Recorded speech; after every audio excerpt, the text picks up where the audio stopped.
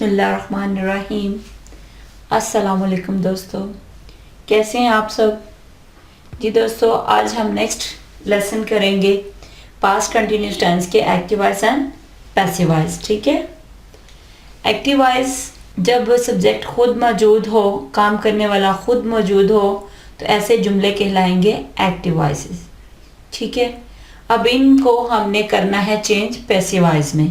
और ये कौन से एक्टिव वॉइस हैं? पास्ट कंटिन्यूस टेंस के एक्टिव वॉइस। ठीक है जी दोस्तों, शुरू में मैं आपको इसका रूल बताती चलूँ कि एक्टिव वॉइस को पैसिव वॉइस में बदलने का क्या तरीकाकार है। मैं हर वीडियो में लाजमी बताती हूँ ताकि जो नए हमारे दोस्त हैं, नए व्यूवर्स हैं, उनको इसका तरीकाकार समझ आ जाए।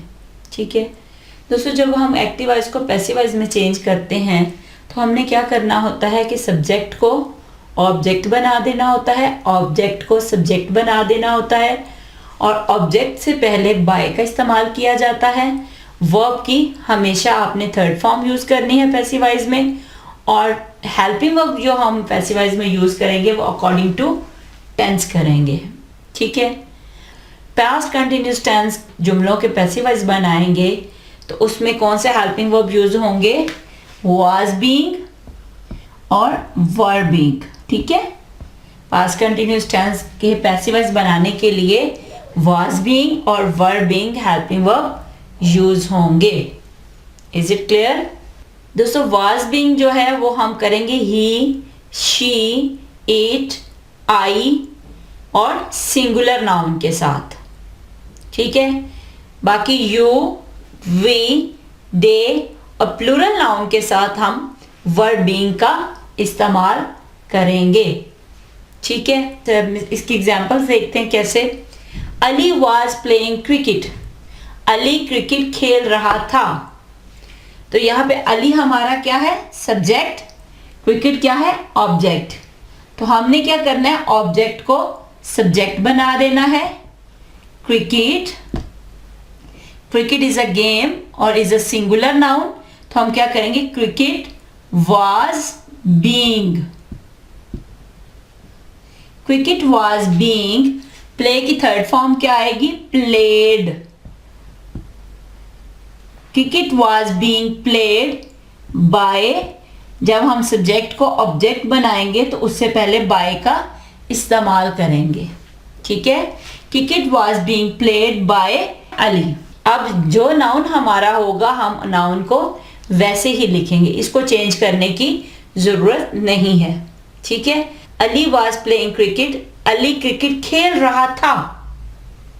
Cricket was being played by Ali. Cricket Ali से खेली जा रही थी। ठीक है। ये पास्ट कंटिन्यूस टेंस का पैसिव वॉइस बन जाएगा। नेक्स्ट है दे वर टेलिंग अ स्टोरी। वो एक स्टोरी सुना रहे थे या वो एक स्टोरी बता रहे थे। तो इसका पैसिव वॉइस कैसे होगा? A story,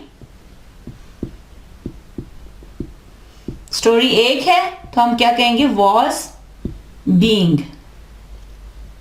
a story was being. Tell की थर्ड फॉर्म क्या है? टोल्ड। पैसिव वॉइस में आपने हमेशा वर्ब की थर्ड फॉर्म यूज करनी है। Was being told by. They की ऑब्जेक्टिव हालत क्या है? देम। ठीक है। A story was being told by them. एक कहानी उनसे सुनाई जा रही थी। वो कहानी सुना रहे थे। एक कहानी उनसे सुनाई जा रही थी। जोर किस पे है? कहानी पे। इस तरह ये पैसिव वॉइस बन जाएगा। ठीक है। He was recording my voice. वो मेरी आवाज रिकॉर्ड कर रहा था। तो इसका पैसिव वॉइस कैसे होगा? My voice, voice is a singular noun, तो क्या होगा? My voice was being. Record की थर्ड फॉर्म क्या है? Recorded. My voice was being recorded by. He की ऑब्जेक्टिव हालत क्या है? हिम। ठीक है, my voice was being recorded by him, वो मेरी आवाज रिकॉर्ड कर रहा था। तो इसका पैसिव वॉइस क्या होगा, my voice was being recorded by him, मेरी आवाज उससे रिकॉर्ड की जा रही थी। ठीक है, नेक्स्ट है आई वॉज टीचिंग इंग्लिश, मैं इंग्लिश पढ़ा रहा था या पढ़ा रही थी। तो इसका पैसिव वॉइस कैसे होगा, इंग्लिश वॉज बीइंग, टीच की थर्ड फॉर्म क्या है, taught, was being taught by, I को ऑब्जेक्ट बना देना है तो वो क्या होगा, ऑब्जेक्टिव हालत me. English was being taught by me, English मुझसे पढ़ाई जा रही थी। ठीक है, मैं इंग्लिश पढ़ा रही थी तो पैसिव वॉइस क्या होगा, English was being taught by me, English मुझसे पढ़ाई जा रही थी। वी वर कुकिंग फूड, हम खाना पका रहे थे। Food was being cooked by, we की ऑब्जेक्टिव हालत अस, खाना हमसे पकाया जा रहा था। हम खाना पका रहे थे, खाना हमसे पकाया जा रहा था। ठीक है, ये इसका पैसिव वॉइस होगा। जी दोस्तों, आइए अब इसके नेगेटिव और इंटरोगेटिव सेंटेंसेस करते हैं। जी फ्रेंड्स, ये हैं हमारे पास्ट कंटिन्यूस टेंस के नेगेटिव एंड इंटरोगेटिव सेंटेंसेस। ठीक है, अब हम इनको करेंगे पैसिव वॉइस में change. We were not finishing our work, हम अपना काम खत्म नहीं कर रहे थे। ठीक है, अब ये नेगेटिव सेंटेंस है तो इसका जब पैसिव वॉइस बनाएंगे तो कैसे होगा, ये हमारा सब्जेक्ट है, ये हमारा ऑब्जेक्ट है, ऑब्जेक्ट को इधर ले आएंगे, आवर वर्क, अब वर्क जो है वो सिंगुलर तो क्या होगा, was being, our work was being, finish की third form finished,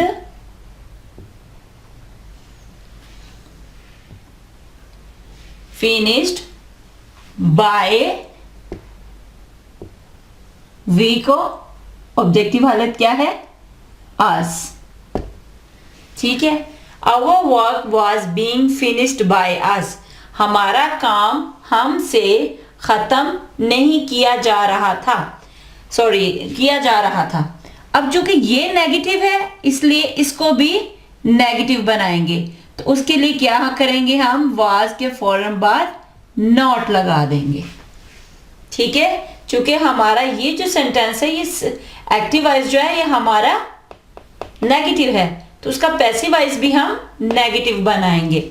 we were not finishing our work, हम अपना काम खत्म नहीं कर रहे थे तो इसका पैसिव वॉइस क्या होगा, आवर वर्क, हमारा काम, वाज नॉट बीइंग, नहीं हो रहा था, फिनिश, खत्म, बाय अस, हमसे, हमारा काम हमसे खत्म नहीं हो रहा था।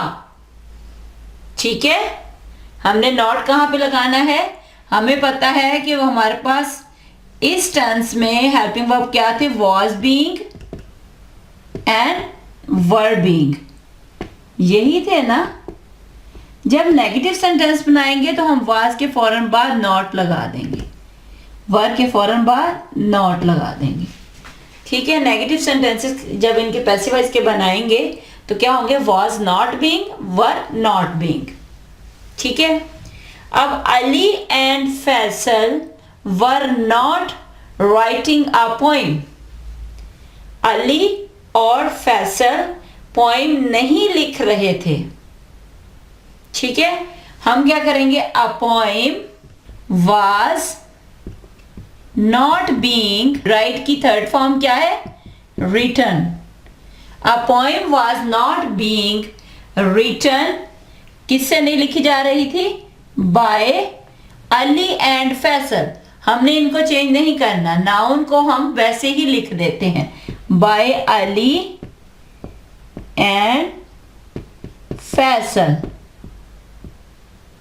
ठीक है, एक पोइम या एक नज़म अली और फैसल से नहीं लिखी जा रही थी। इसका एक्टिव वॉइस क्या है? अली और फैसल एक नज़म नहीं लिख रहे थे। तो इसका पैसिव वॉइस क्या होगा कि एक नज़म अली और फैसल से नहीं लिखी जा रही थी। A poem was not being written by Ali and Faisal. Is it clear?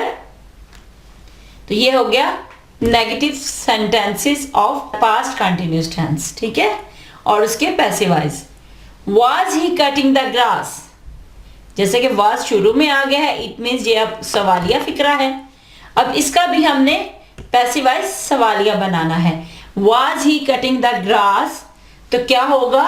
The grass, grass के साथ कौन सा हेल्पिंग वर्ब आएगा? was being।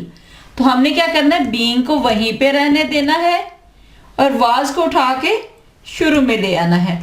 was the grass being cut की थर्ड फॉर्म क्या है? cut।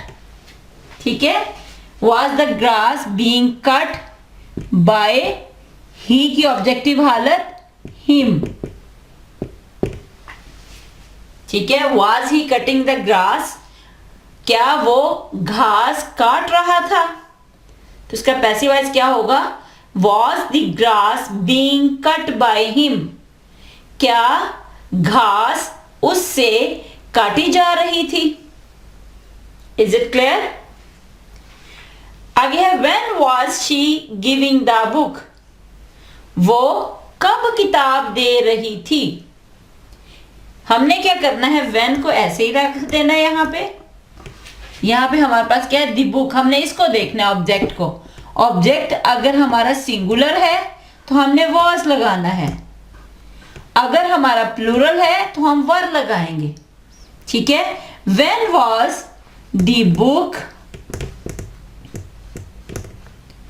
तो जो was के साथ being था वो हम book के बाद लगा देंगे। when was the book being, give की थर्ड फॉर्म क्या है? given। ठीक है, being given by her। ठीक है, when was she giving the book? वो कब किताब दे रही थी? when was the book being given by her? कब किताब उससे दी जा रही थी? ये इसका पैसिव वॉइस होगा। when was the book being given by her? ठीक है, तो क्या करना है हमने? ये सवालिया when was she giving the book, तो पैसिव वॉइस क्या होना था? was the book being given by her। हमने क्या करना है? ये when को हमने वैसे ही यहाँ पे when लिख देना है। ठीक है, और बाकी सेंटेंस वैसे ही साथ आ जाएगा सवालिया बन के। Is it clear? ठीक है, अगर सवालिया मनफी दोनों हो, जैसे ये है was he not cutting the grass, क्या वो घास नहीं काट रहा था? तो अब क्या होगा? इसका पैसिव वॉइस क्या होगा? was the grass not हमने यहां पे लगा देना है being के साथ। ठीक है, was सिर्फ was not being होना था ना हमारा, यहाँ पे हेल्पिंग वर्ब के साथ not आना था इनके दरमियान में, तो हमने was को उठा के शुरू में ले आना है।